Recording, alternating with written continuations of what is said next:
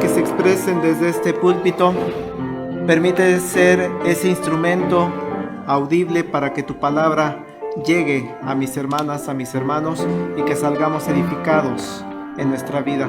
Gracias te damos en nombre de Jesús. Amén. Iniciamos el mes de diciembre y estamos iniciando lo que hemos llamado el periodo de Adviento. Y sí es importante, lo decía hace unos minutos, importante resaltar que si bien la iglesia primitiva, la iglesia inmediata a la ascensión de nuestro Señor Jesucristo, no lo celebraba, es aproximadamente por ahí del siglo III. Recuerden que estamos en el siglo XXI, o sea, es hace mucho tiempo. En el siglo III empieza esta celebración. Sin embargo, lo que sí existía para la época de la iglesia primitiva es la palabra Adventus. Sí, esa sí existía. En el latín, que era una de las lenguas que se hablaban en aquella época, sí existía Adventus. Y la utilizaba esa iglesia primitiva principalmente para referirse a la segunda venida de Cristo. Parte del mensaje de salvación, parte del mensaje que llevaban los apóstoles y los discípulos y la gente que se iba integrando a la iglesia cristiana, hablaban de la segunda venida de Cristo. Y así que el Adviento, hermanos, puede representarnos para la época primitiva, pero también para la época actual, ese momento que esperamos. Jesucristo en su segunda venida. Jesucristo viniendo con poder a gobernar. No que no esté gobernando ahorita, claro que está gobernando, pero establecer su reino. Usted y yo estamos esperando eso. Adventus. Eso significa la palabra Adviento. Es en el siguiente siglo, en el siglo IV, cuando la iglesia cristiana empieza a tener este tipo de celebraciones. Escoger un día especial del año en el que no solamente se recuerde la segunda venida del Señor Jesucristo, sino que empieza la iglesia a escoger, a buscar un día en el que sea especial para recordar la primera venida del Señor Jesucristo, su nacimiento. También es cierto, hermanos, en la evidencia actual, que sabemos que muy probablemente el Señor Jesucristo no nació el 24, la noche del 24 y domingo, bueno, al siguiente día 25 de diciembre. Que esa fecha fue tomada pues era una fecha muy emblemática para los pueblos, muchos de los pueblos, muchos de ellos paganos. Sabemos que esa fecha del 25 de diciembre era por otros motivos, celebraciones. Y la iglesia cristiana, estamos hablando de por ahí del siglo IV, aprovecha esa festividad que está ocurriendo y dice, sí, pero nosotros vamos a celebrar diferente. Nosotros vamos a celebrar el nacimiento de Jesús. Lo celebramos todos los domingos, hermanos. Igual que la resurrección, la ascensión. Todos los domingos celebramos. Pero se eligió de entre todas esas festividades, dice la iglesia, este también va a ser nuestro día de celebración para el nacimiento de Jesús.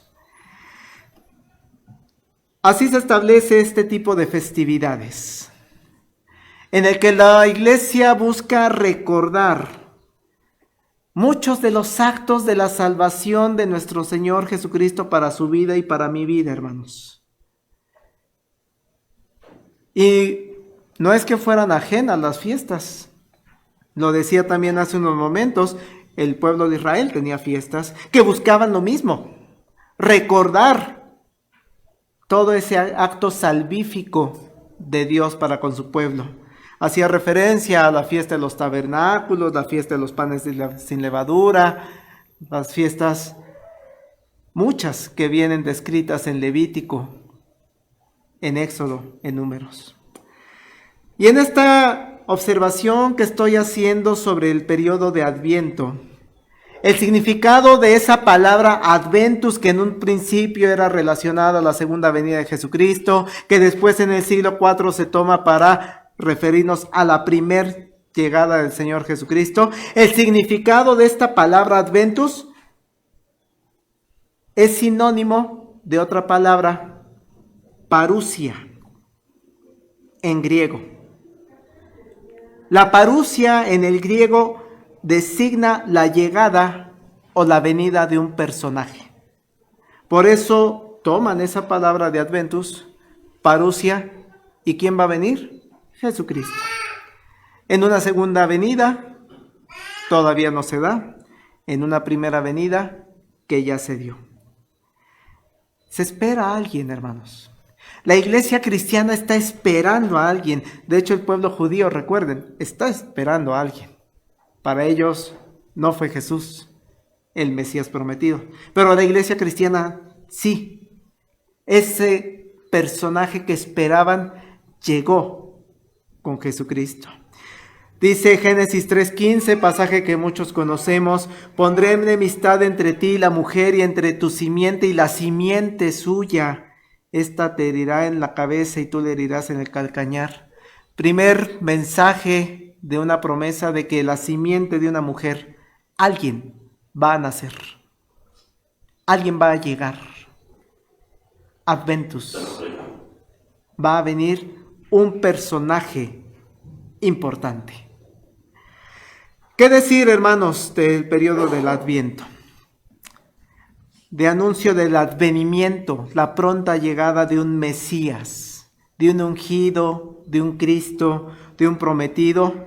Y esa promesa de que va a venir alguien está contenida en gran medida en todo el Antiguo Testamento.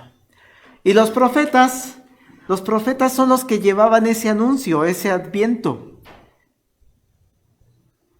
Los profetas se la pasan constantemente diciéndole al pueblo: va a venir alguien que los va a librar. Oye, pero estamos siendo invadidos para Siria. Va a venir alguien que los va a librar. Ahora llegaron los babilonios. Va a llegar alguien que los va a librar. Ahora están los persas. Va a llegar alguien que los va a librar. Ahora estamos bajo el yugo romano. Va a llegar alguien que los va a librar. Los profetas se la pasan diciendo de la llegada de ese personaje importante, que va a liberar con poder y para siempre a su pueblo. Podemos decir así, hermanos, que todo el Antiguo Testamento es un momento de Adviento, refiriéndose en concreto a la primer venida del Señor Jesucristo, con su resurrección para siempre. Así que la ceremonia de Adviento que tuvimos y que vamos a tener los siguientes domingos, seamos muy conscientes que apuntan al futuro, la segunda venida de Cristo, apuntan al pasado, primera venida de Cristo, apuntan al Antiguo Testamento, la promesa de la llegada de ese Mesías. Dice Juan 1:14, aquel verbo fue hecho carne y habitó entre nosotros, y vimos su gloria, gloria como del unigénito del Padre, lleno de gracia y de verdad. Las promesas del Antiguo Testamento de la venida de esa persona importante para el pueblo de Israel, para el pueblo de Dios, se cumplen. Así lo establece Dios a través de Juan. Habitó entre nosotros. Vimos su gloria, como del unigénito del Padre. El Adviento nos permite recordar entonces que hay una esperanza del futuro, su segunda venida. Pero quiero entrar al pasaje específico que leímos ahí en Isaías, porque está escrito antes de la llegada de Jesucristo. Está escrito por un profeta que vivió muchos años antes de Jesucristo y que anuncia la llegada de alguien.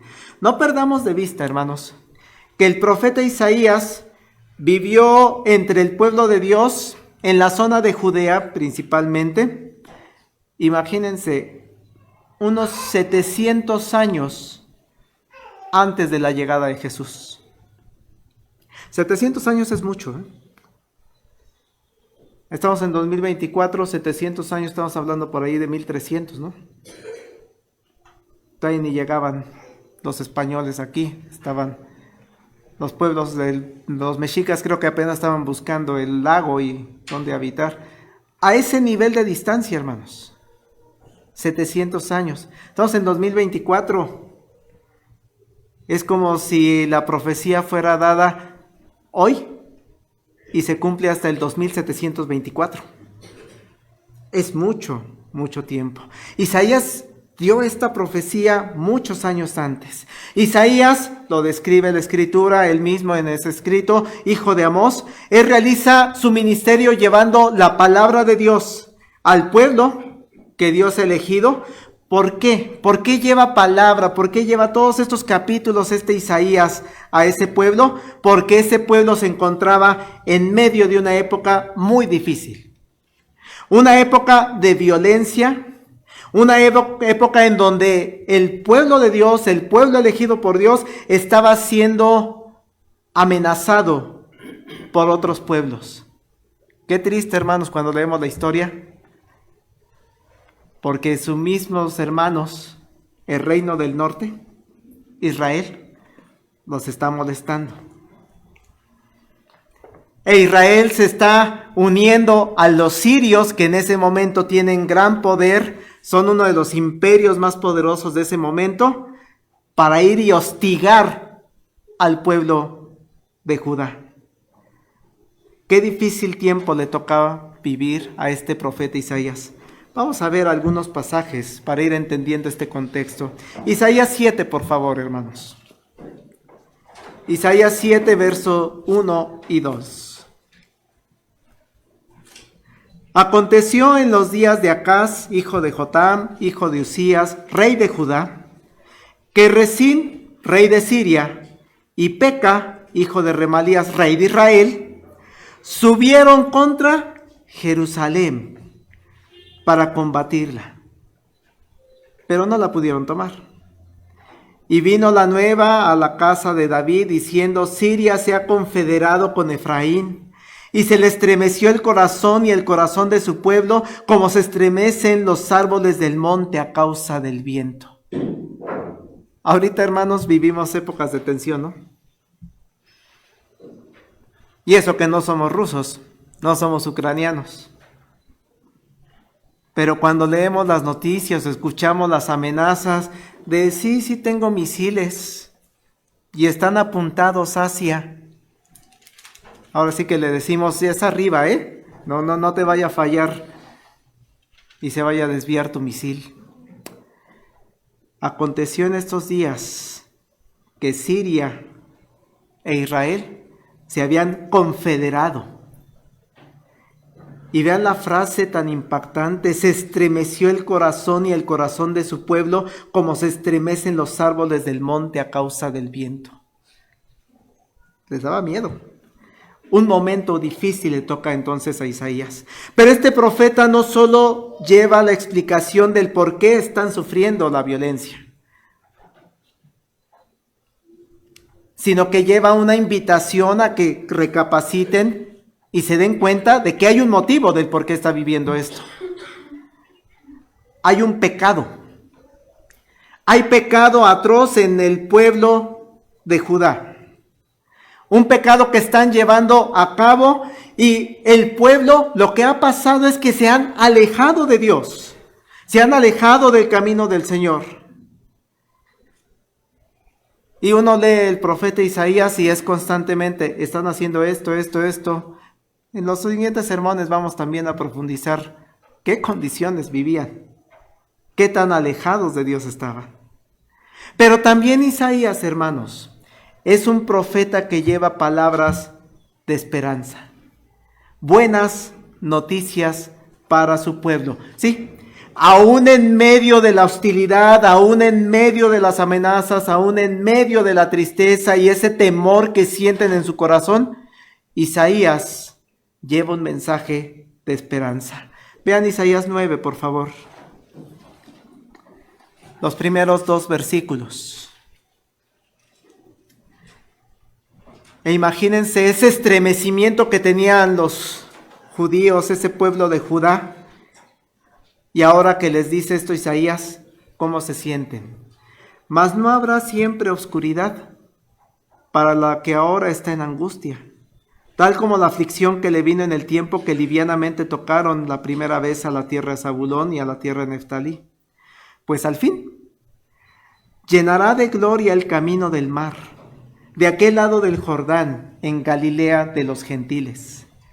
El pueblo que andaba en tinieblas vio gran luz. Los que moraban en tierra de sombra de muerte, luz resplandeció sobre ellos. El pueblo que andaba en tinieblas va a ver gran luz. Simbolismo de nuestra corona de Adviento. Luz. Hay esperanza. El mensaje de Isaías como profeta de Dios también está lleno de esa esperanza. No habrá siempre oscuridad para la que está ahora en angustia. 700 años antes del nacimiento de Jesús, ya surge esta idea de esperar. Y a lo largo de su libro, Isaías y otros profetas que también veremos más adelante en otros sermones, inspirados por Dios, todos ellos, nos va dando este mensaje de esperanza que es la vela que el día de hoy prendimos. Pero quiero que regresemos al capítulo 7 de Isaías. Regresemos a ese estado de estremecimiento, de temor, de miedo, porque está siendo amenazado. Después va a venir las palabras de esperanza. Vamos a ver este contexto del verso del capítulo número 7, porque Judá sigue amenazado. Y Dios le manda un mensaje a través de Isaías al rey. Vean el verso 3 y 4 de Isaías 7. Entonces dijo Jehová a Isaías: sal ahora al encuentro de Acaz, tú y Sear-Jabsaú, tu hijo, al extremo del acueducto del estanque de arriba, en el camino de la heredad del lavador. Y dile: guarda y repósate, no temas, ni se turbe tu corazón a causa de estos 2 cabos de tizón que humean, por el ardor de la ira de Rezín y de Siria y del hijo de Remalías. No te preocupes. ¿Te están amenazando? ¿Quién? ¿Israel? ¿Y los sirios? No te preocupes. Guarda y repósate. No temas ni se turbe tu corazón a causa de estos 2 cabos. Tranquilo. Así es, hermanos. Dios le está diciendo al rey, ahí en Jerusalén, en Judá, le está diciendo: tranquilo, yo tengo el control de todo. Y le pide al rey directamente: no tengas miedo, rey. Está tranquilo, está reposado. Vean el verso 7 al 9. Por tanto, Jehová el Señor dice así: no subsistirá ni será, porque la cabeza de Siria, es uno de los que te está amenazando, es Damasco, y la cabeza de Damasco Rezín, y dentro de 65 años Efraín será quebrantado hasta dejar de ser pueblo. Y la cabeza de Efraín es Samaria, y la cabeza de Samaria el hijo de Remalías. no te preocupes, van a caer, va a caer la cabeza. Solamente le dice Dios a Acaz a través del profeta una condición. Segunda parte del versículo 9. Si vosotros no creyereis, de cierto no permaneceréis. La única condición que te pongo es, cree lo que te está diciendo Isaías. No te preocupes, estoy en control. No te van a hacer nada. Solamente te pido, rey Acaz, créelo. Porque si no me crees, entonces no se va a cumplir. Así de claro es Dios para con el rey. Y es entonces cuando Isaías pronuncia las famosas palabras que hemos leído, que vienen de parte de Dios. Pero quiero empezarlas desde el versículo 11. Vean lo que le dice Dios a Acaz. Pide para ti señal de Jehová tu Dios, demandándola ya sea de abajo en lo profundo o de arriba en lo alto. ¿Qué respondió Acaz, hermanos? Verso número 12. No pediré y no tentaré a Jehová. Cree. A ver, ¿qué quieres? ¿Quieres pruebas? Pide las pruebas. Acaz dice, no pediré ni tentaré a Jehová. Ok, verso número 13. Dijo entonces Isaías, oíd ahora, casa de David. ¿Os es poco el ser molestos a los hombres, sino que también deseáis a mi Dios? O sea, ¿no le crees a Dios? ¿No te das cuenta de que estás mal? Verso 14. Por tanto, el Señor mismo os dará señal. Ya que tú no lo quieres pedir, entonces el Señor te la va a dar, El Señor mismo os dará señal. He aquí que la Virgen concebirá y dará a luz un hijo, y llamará su nombre Emmanuel. Comerá mantequilla y miel hasta que sepa desechar lo malo y escoger lo bueno. Porque antes que el niño sepa desechar lo malo y escoger lo bueno, la tierra de los dos reyes que tú temes será abandonada. Te dije, pídeme señales. No quiero pedírtelas. Ok, entonces yo te la doy. Esta va a ser la señal. La Virgen concebirá y dará a luz un niño. Y se llamará Emmanuel, Dios con nosotros. Y eso que tienes de temor, eso que tú temes, los dos reyes que les estás teniendo miedo, su tierra va a ser abandonada. Así es, hermanos. Acaz se negó a creer, se negó a pedir una señal de parte de Dios para asegurar que eso ocurrirá. Y es por eso que el Señor mismo toma la batuta. El Señor mismo toma ese control que nunca lo ha perdido. Nunca lo perdió. Pero dice, ok, yo soy, el Señor mismo es el que te va a dar la señal. Y la señal, hermanos, es impresionante. La Virgen concebirá y dará a luz un hijo. Una virgen dará a luz un hijo. Y se llamará Dios con nosotros. Es importante, hermanos, analizar esa palabra virgen. No perdamos nunca de vista que el Antiguo Testamento no se escribió en español. El Antiguo Testamento se escribió en hebreo. Y la palabra escrita en hebreo es la palabra alma. He aquí la alma concebirá y dará a luz un hijo. Alma, cuando se hace la traducción, cuando se ve el significado de la palabra alma, la podemos entender como muchacha. Algunos escritos le dicen doncella. Así que el Señor mismo te va a dar una señal. La señal que Dios le va a dar a su pueblo es que lo va a liberar de esas amenazas, de esos dos pueblos que le están molestando, dentro del plazo necesario para que una doncella, una muchachita, una jovencita, se va a casar, va a tener un hijo, y ese hijo va a llegar a la edad para distinguir entre lo bueno y lo malo, porque va a representar a Dios con nosotros. El nombre Emmanuel significa eso y señala que esa persona que va a nacer de una manifestación real y visible, que Dios está interviniendo directamente en protección de su pueblo. Así, se puede entender entonces el texto bíblico de ahí de Isaías. Una jovencita va a dar a luz un hijo. Una muchachita. Así es como lo podíamos entender el día de hoy. Y esa muchachita es la manifestación de Dios de que cumple sus promesas.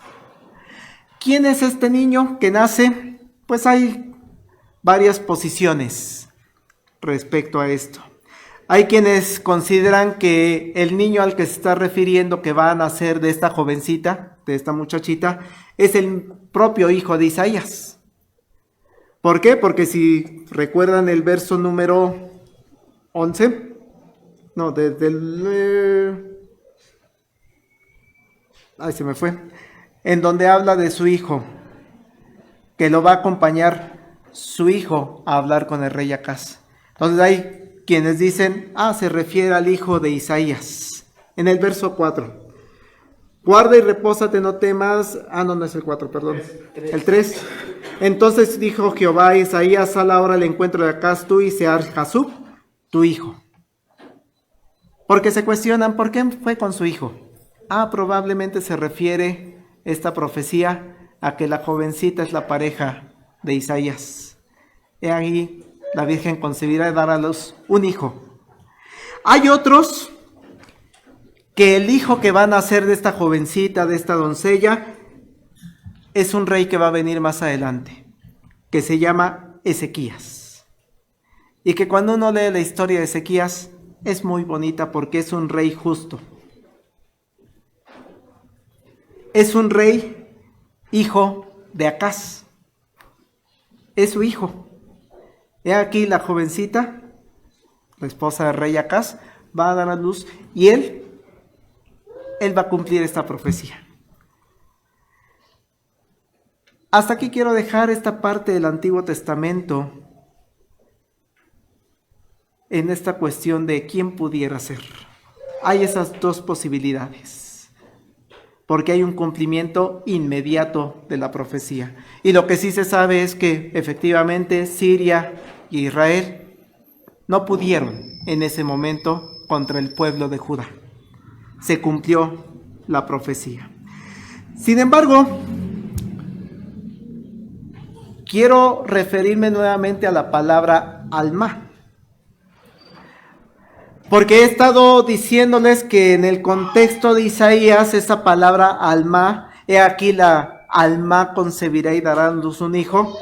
Me estoy refiriendo a ella como jovencita, doncella, muchachita. ¿Qué pasa cuando se hace la traducción del hebreo al griego? Que es la Biblia que utilizaban en la época de Jesús, la Septuaginta. A la hora de estar buscando qué palabra puede simbolizar o significar esta palabra alma, lo tradujeron como partenos. Partenos es griego.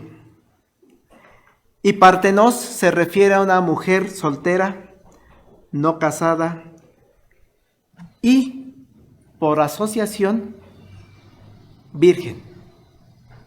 Por eso se pone la palabra virgen. He aquí una virgen concebirá. Por asociación, quiero ponerles un ejemplo, hermanos. Un tema de salud pública. Hay una vacuna que ha generado de repente hasta controversias. La vacuna contra el papiloma humano, que se le pone a las niñas de 5º y 6º año. ¿No? Y se manda el permiso para que los papás firmen y que se le pueda aplicar la vacuna del papiloma humano.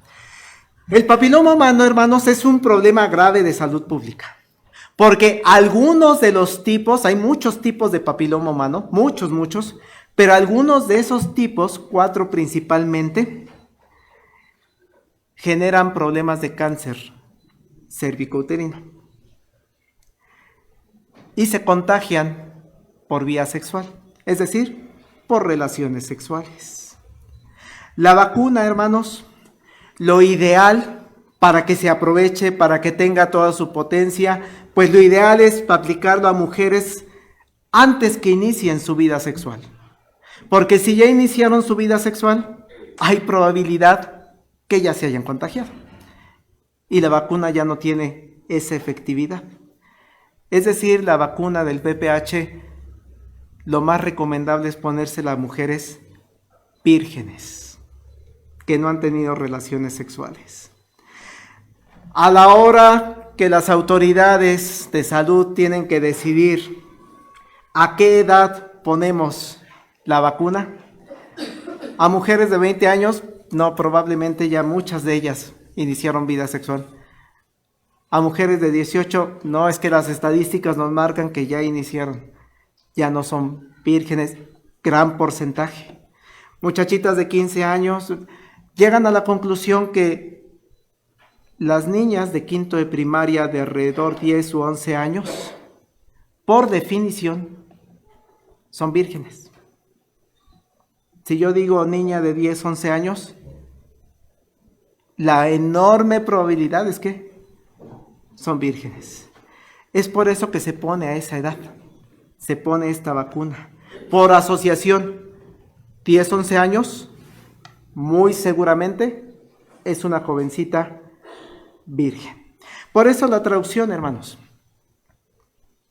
La palabra doncella, alma, jovencita, muchachita, cuando pasa al griego en partenos, dicen, era una mujer virgen, porque era una muchachita,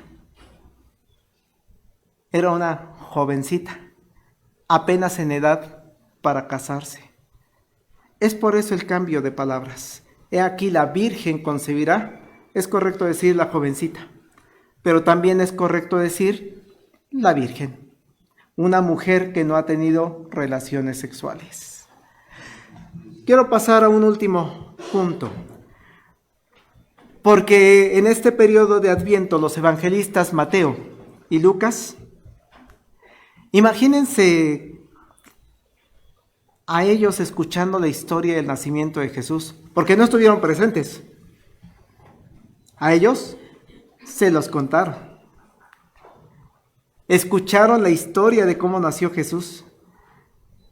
No sé, meditaba, tal vez hasta de la misma María escucharon la narración, porque María andaba con ellos, ¿no?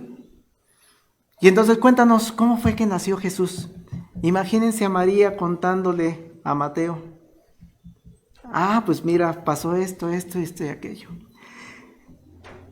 Imagínense la impresión tan grande para Mateo y para Lucas, que son los que cuentan esta parte de Navidad, del nacimiento de Jesús, de conocer cómo nació Jesús.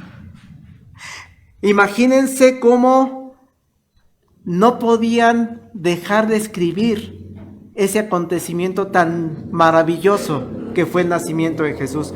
Mateo 1:18 nos dice, por ejemplo, el nacimiento de Jesucristo fue así. Estando desposada María y su madre con José, antes que se juntasen, se halló que había concebido del Espíritu Santo. Eso se lo contaron a Mateo y a Lucas, No estaban ahí presentes. Insisto, en ese ejercicio de imaginación, imagínense a María contándoles, pues es que un día llegué y ya estaba embarazada. Había concebido del Espíritu Santo. Ahí tienen a Mateo escribiéndolo. ¿Qué pasa con Lucas? En Lucas 1:26, el 6º mes el ángel Gabriel fue enviado por Dios a una ciudad de Galilea llamada Nazaret, a una virgen desposada con un varón que se llamaba José, de la casa de David, y el nombre de la virgen era María. Imagínense a Lucas escuchando esa historia. ¿Un ángel? Sí, lo mandaron ahí a Galilea, ahí a Nazaret. ¿Y qué pasó después? La virgen, una virgen que estaba desposada con un varón, con este José, no sé si lo conoces, no sé si lo has visto, pero con él estaba desposada, no estaban todavía viviendo juntos. el nombre de la Virgen, de la jovencita, el nombre de la doncella era María. Gran sorpresa está recibiendo los escritores sagrados, estos escritores, porque pudiera ser, ¿cómo va a ser que una doncella, una jovencita como María, que sí es cierto, estaba desposada con José? ¿Qué es estar desposada? Ya tenían compromiso, llamémosle, ya tenían el anillo de compromiso. Lo único que faltaba era llevar a cabo la ceremonia, ¿sí? La fiesta de las bodas. Recuerden que Jesús incluso va a una fiesta de bodas, o sea, sí es una práctica común para la época. Pero ella ya estaba comprometida. Ya funcionaban como esposo y esposa prácticamente. Ya estaban comprometidos y eso significaba en ese tiempo, ya somos esposo y esposa. Lo único que nos falta es vivir juntos. Y eso es cuestión de tiempo, ¿no? Que en lo que buscamos el salón de fiestas, en lo que buscamos el vestido, la fecha para la luna de miel, es lo que vivimos también en la época actual. Entonces no viven juntos, es lo único que está pasando. Es importante resaltar que el compromiso en la historia del pueblo de Israel de la época de Jesús era un compromiso muy serio. Era un compromiso en el que el novio, desde el momento en que quedaban desposados, prometía fidelidad. Y la novia, desde el momento en el que quedaban desposados, prometía fidelidad. Era muy comprometedor lo que ya había pasado entre ellos dos. Y eso se hacía en presencia de testigos. Un poco pensaba, no sé qué tanto se hace ya la ceremonia, ¿no? De pedida de mano, ¿no? Que llevamos a la familia y hay testigos. Es un poco el contexto que está pasando. Vean Mateo 1:19, por favor. Porque es interesante cómo lo refiere Mateo. Están desposados, no perdamos de vista eso. Mateo 1:19. José, su marido. Todavía no viven juntos. Están comprometidos. Pero ya ¿cómo lo presenta? Como su marido. Así de serio es el compromiso, hermanos. Y José, su marido, no quería infamarla, quiso dejarla secretamente. ¿Por qué? Porque resulta que está embarazada. La joven, la doncella, la virgen, está embarazada. Y dice el verso 20, pensando él en esto, he aquí un ángel del Señor le apareció en sueños y le dijo: José, hijo de David, no temas recibir a María, tu mujer. Recibir a María, tu mujer, es irte a vivir con ella. Es lo único que faltaba. Ya es tu esposa. Es tu mujer. Porque lo que en ella es engendrado del Espíritu Santo es. No te fue infiel. Pero es que ya estamos comprometidos y el compromiso en el pueblo judío es: en verdad nos juramos fidelidad. Y sí, ella te sigue siendo fiel. No temas tomarla como tu mujer. Tú que ya eres el esposo. Pero es que fue una mujer virgen, muchacha, doncella. No temas, porque lo que ella engendró no es de nadie más, sino del Espíritu Santo.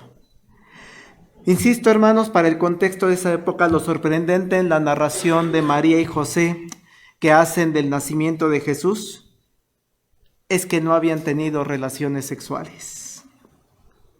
Todavía no vivían juntos. Y esa María, jovencita, muchachita, y por asociación, virgen, que se le anuncia de repente: estás embarazada.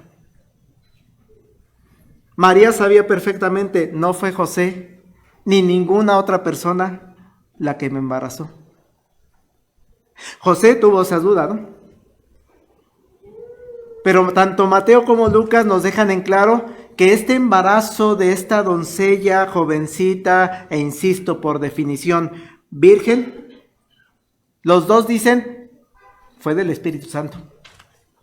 Allá en Mateo 1:18, el nacimiento de Jesucristo fue así: estando desposada María, su madre, con José, antes que se juntasen, se halló que había concebido, y de guitito pone Mateo, del Espíritu Santo. No fue de nadie más, fue obra del Espíritu Santo. Lucas lo pone: María dijo al ángel, ¿cómo será esto? No conozco varón. Ella está dando su palabra y se le está contando a Mateo, se le está contando a Pablo, se le está contando a Pedro, y llega esa información a Lucas. Es que María nos dijo, ¿cómo será esto? No conozco varón, no he tenido relaciones sexuales. Respondió el ángel y le dijo, el Espíritu Santo vendrá sobre ti, y el poder del Altísimo te cubrirá con su sombra, por lo cual también el santo ser que nacerá será llamado Hijo de Dios. Una jovencita sin relaciones sexuales, una doncella, concebirá y dará a luz un hijo. Se le prende el foco a Mateo. Un momento. Esto yo ya lo había escuchado. Esto de que una jovencita, una mujer virgen, va a concebir. Esto, ¿dónde lo escuché? Yo ya lo escuché. Sí es cierto. 700 años antes, alguien ya nos lo había dicho. 700 años antes, Isaías había anunciado que una mujer virgen iba a concebir e iba a dar libertad a su pueblo. Este niño que nació de María cumple la promesa de Isaías. Mateo 1, 22 y 23. Vean cómo lo dice. Todo esto aconteció para que se cumpliese lo dicho por el Señor por medio del profeta cuando dijo, he aquí una virgen concebirá y dará a luz un hijo y llamará su nombre Emmanuel, que traducido es Dios con nosotros. Qué hermoso que Mateo ve el cumplimiento de las profecías de 700 años antes, cumplidas en Jesucristo. Y tal cual lo dice, la Virgen concebirá y dará a luz un hijo. ¿Cuál es la enseñanza y la importancia del nacimiento virginal de Jesús? Porque Dios pudo haber mandado a Jesús sin nacimiento, que de repente apareciera. Si Dios creó el universo de la nada, ¿pudo haber creado de la nada a Jesús? Sí. Hay una importancia teológica muy importante de que Jesús haya nacido de una manera virginal. En primer lugar, quiero que quede claro que el nacimiento virginal nos representa perfectamente que el nacimiento es de origen divino. Es un nacimiento que viene totalmente de Dios. El nacimiento de Jesús y la forma en la que ocurrió el embarazo de esta virgen es única en toda la historia de la humanidad. Ninguna otra persona que ha caminado por este mundo, que estamos caminando actualmente o que caminarán en el futuro por este mundo, nadie más nació de una forma como nació el Señor Jesucristo. Nadie puede presumir tener esa relación tan cercana con el Padre. Ser Dios mismo encarnado.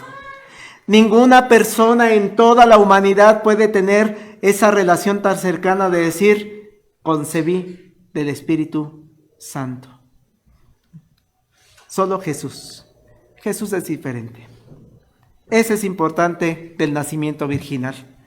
Jesús nació de una forma diferente. Por otro lado, al venir el nacimiento de Jesús directamente de la voluntad del Padre, nos muestra perfectamente que la salvación de la humanidad que va a llegar a través de este niño Jesús no depende de los seres humanos. La salvación que trae este niño Jesucristo, Emmanuel, Dios con nosotros, viene directamente de Dios. No fue a alguien que se le ocurrió, algún ser humano que se le ocurrió, ay, si hacemos esto. No, es plan de Dios. La salvación, hermanos, nunca llega por esfuerzo humano. La salvación llega por el amor de Dios. Él mismo es el que dice, en este momento, a través de esta mujer, va a nacer el Salvador.